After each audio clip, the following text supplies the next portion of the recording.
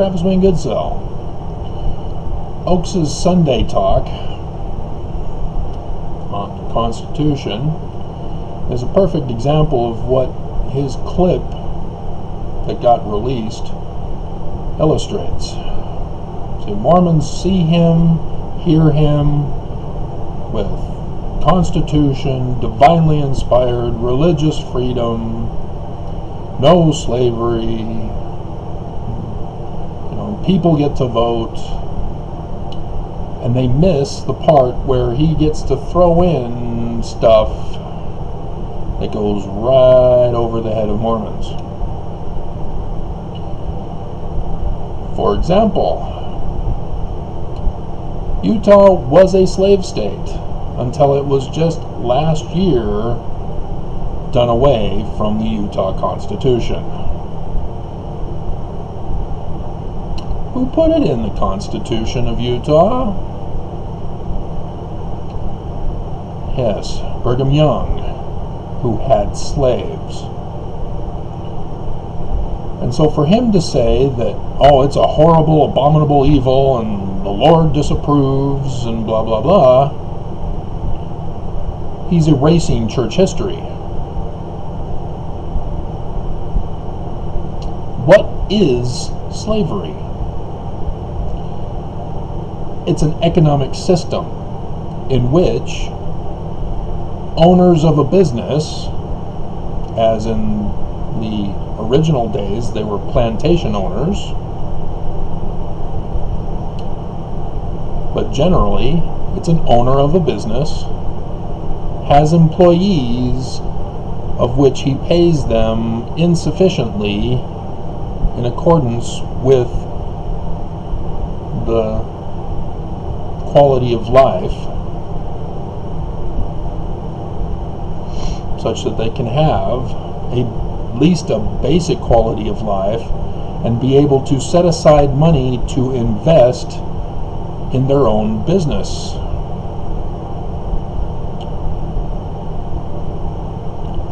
Working at McDonald's, cut it.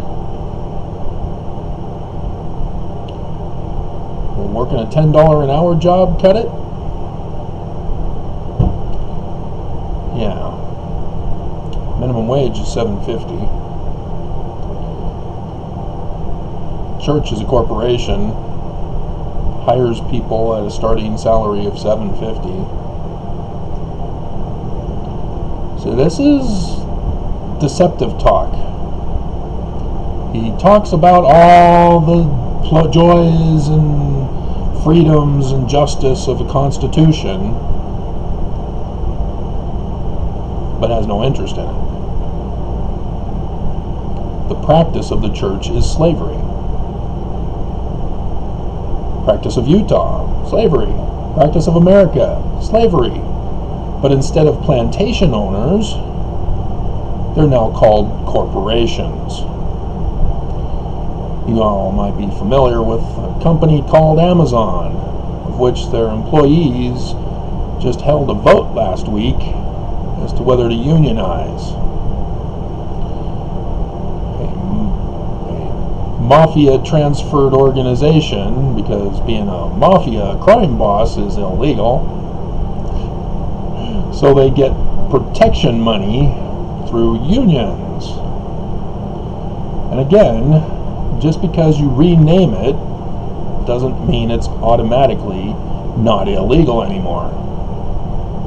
Just because it's called a corporation and not a plantation doesn't mean it's still not slavery. It's the principle behind the operation that defines it.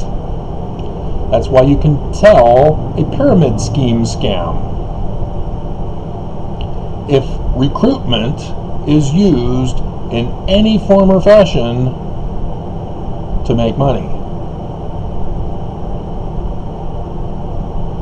So tithing. Is it a donation? Hell no. I came up with 12 that I shared with you in 2 videos, because I came up with 11 the first video and then found a 12th to add to a second video, that are required in order to be a Mormon. Even becoming a Mormon itself, you have to pay tithing. So it's not a donation. And so the whistleblower scandal is far bigger than you guys realize, because you're not looking at the principle of the operation. And so then let's get to his discussion about religious freedom. Oh, the First Amendment guarantees us the religious freedom we deserve. Why are you involved with the evangelical Christians in this religious freedom movement to get more than what the First Amendment says you already have? Yeah, he doesn't bring that up, but he does use the trigger word religious freedom, doesn't he? This is the deception of Oaks. This is why I yell at him on the screen. Whole bunch of name calling that I cannot record while I'm listening to him. Thus I'm doing it after.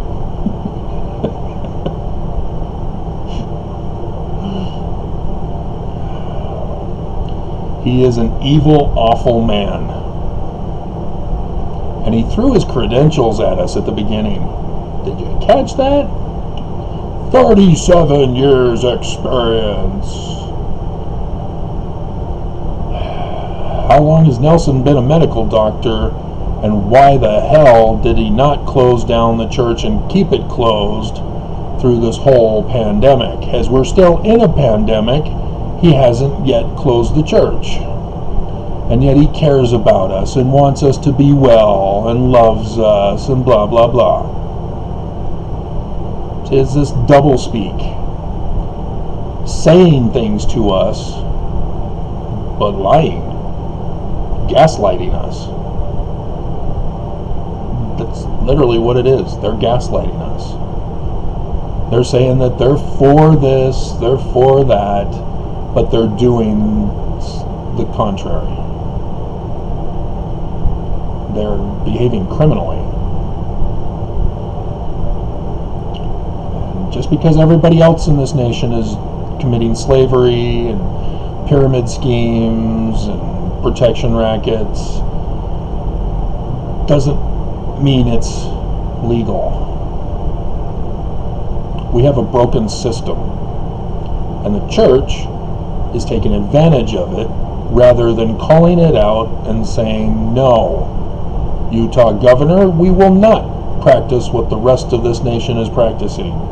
We will give our Utahns freedom.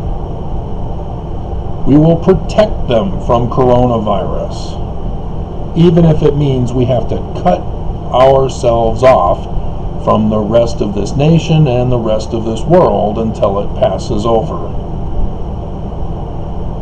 The church has trillions of dollars and will make sure this happens so that our people are safe. And any other Mormon or any other person in the world who wants to come to Utah for safety, refuge, and protection and peace may do so. We will make the room for you. Unfortunately, there's a housing shortage in Utah.